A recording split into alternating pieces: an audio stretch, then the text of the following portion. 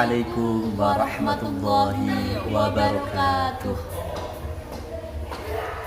Alhamdulillahirrabbilalamin.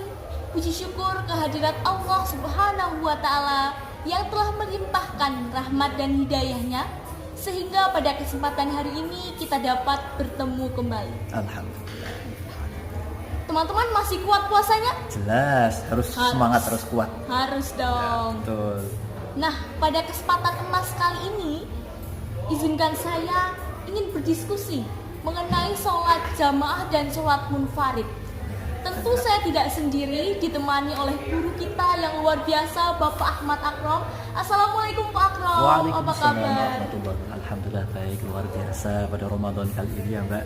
Iya, alhamdulillahirrahmanirrahim. Menjalani Ramadan tentu tidak lengkap rasanya jika tidak disertai dengan sholat tarawih berjamaah di masjid, bukan begitu Pak Akrom? Iya betul, walaupun sholat tarawih itu sunnah ya hukumnya, tapi ini adalah syiarnya. Iya, Ya bagaimana kalau sholat sehari-hari, sholat subuh itu kayak sholat tarawih yang banyak dan luar biasa seperti itu. Tapi sebelum itu kita mau bahas dulu perbedaan sholat jamaah dan sholat munfarid itu apa sih Pak? Oh iya, sholat jamaah dengan sholat munfarid ya. Kalau sholat munfarid itu kan sholat sendiri, tidak ada temennya. Kalau istilah zaman now itu jomblo ya. Kalau sholat jamaah itu kan sholat bisa berdua, bisa berbanyak orang. Jadi ada pasangannya, ada temennya. Ini namanya sholat jamaah seperti itu, Pak. Kalau begitu tentu bacaan niatnya berbeda dong Pak. Ya jelas ya. Jadi sebuah amal, sebuah ibadah itu harus diawali dengan niat. Nah, dalam sebuah hadis dikatakan innamal a'malu binniyat. Jadi sesungguhnya amal itu tergantung dengan niatnya. Jadi salah satu begitu juga sholat jamaah ya. Sholat jamaah ini kalau niat sendiri, sebuah contoh lah sholat maghrib. Sholli fardhul maghribi fala raka'ati mustaqbilal qiblati ada lillahi ta'ala. Itu lillahi ta'ala sendiri. Kalau berjamaah usolli fardhul maghribi fala raka'ati mustaqbilal qiblati ada makmuman atau ada imaman lillahi ta'ala. Jadi ada penekanan imam atau makmum di sini, walaupun niat sebagai makmum ini tidak wajib ya, tidak wajib ya. Jadi itu perbedaan antara niat dengan jamaah dengan niat sendiri. Jadi niat itu tempatnya di hati ya. Al-niyatu ma'alu fil qalbi. Sedangkan mengucapkan itu adalah sunnah. Jadi ulama menganjurkan untuk mengucapkan agar apa? Kita itu lalai, kita tidak lalai ya. Manusia itu kan tempatnya salah dan lupa. Agar tidak lupa, maka para ulama menganjurkan untuk melafalkan. Seperti itu, Pak. Begitu. Nah, kalau kita cermati dari pengertian tadi, tentu sholat jamaah lebih mulia dibandingkan dengan sholat munfarid. Jelas lah ini ya. Apa saja sih Pak keutamaannya jika Iya. kita melaksanakan sholat jamaah? Ya, ini sebenarnya fadilah atau keutamaan atau hikmahnya sholat jamaah ini banyak sekali dan luar biasa. Oke, ini saya akan membahas beberapa saja ya.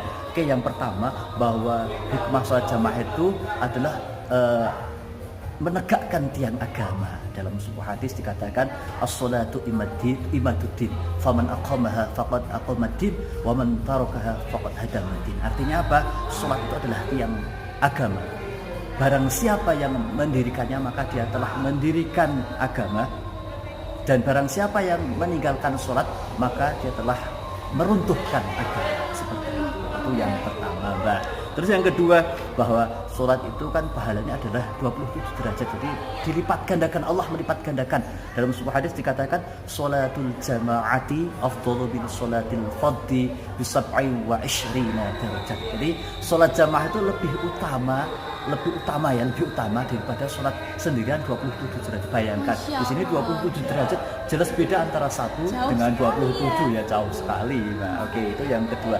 Terus yang ketiga, ya sholat jamaah itu mendapatkan perlindungan dari Allah Subhanahu wa Ta'ala dari api neraka. Dan yang keempat, dari dijauhkan dari sifat nifaq. Ini yang perlu kita ketahui.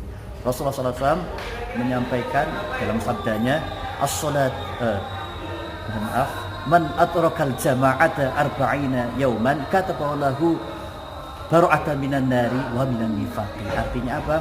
Barang siapa yang menjaga sholat jamaah selama 40 hari, maka apa? Allah akan menuliskannya, yaitu selamat dari api neraka dan selamat dari sifat nifak. Nah, ini luar biasa. Kenapa? Harapan kita itu selamat dari api neraka, apalagi selamat dari sifat nifak. Kenapa?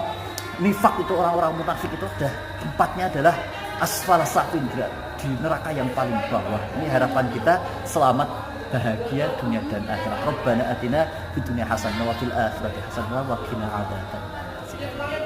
Masya Allah, itu banyak sekali keutamaannya ya teman-teman. Jadi buat kalian yang sempat yang mengutamakan lah, kita harus mengutamakan sholat jamaah dibandingkan dengan sholat sendiri ya.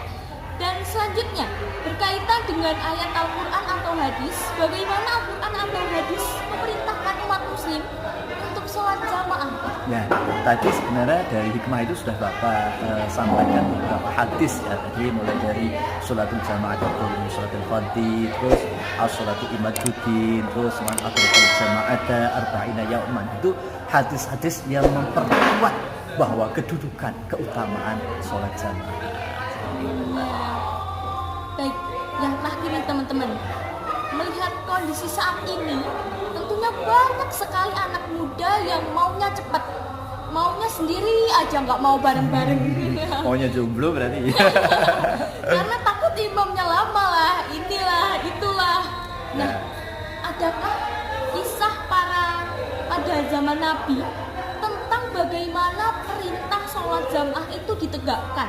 Apakah ada yang meminta keringanan begitu? Ada Mbak, ini fenomena zaman now ya, pengennya instan, pengennya cepat, nggak pengen jamaah karena wah terlalu lama, terlalu prosedural. Nah, ini yang perlu kita rubah mindset kita ya. Dalam jamaah itu dalam jamaah itu kecerdasan ataupun toleransi seorang imam itu dibutuhkan.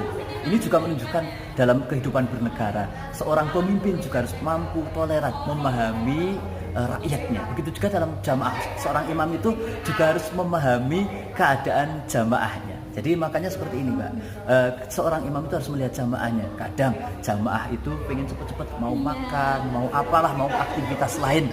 Dan juga ada yang jamaah itu kadang sudah sepuh atau sudah usia lanjut ya, karena nggak kuat berdiri lama-lama, kadang nggak tahan, pengen hadas dan yang lain. Jadi kecerdasan seorang pemimpin, kecerdasan seorang imam itu dibutuhkan bagaimana memahami jamaahnya. Jangan terlalu cepat banget, jangan terlalu lambat banget. Kita sedengan, tawasud, tengah-tengah. Begitu juga dalam beragama itu ya, tengah-tengah seperti ini. Ada, kita lanjut ya. Ada sebuah kisah sahabat Rasulullah tadi. Jadi Abdullah ibn Maktum ini ya, dia bertanya kepada Rasulullah, ya Rasulullah, bolehkah saya diberi keringanan untuk melaksanakan sholat jamaah?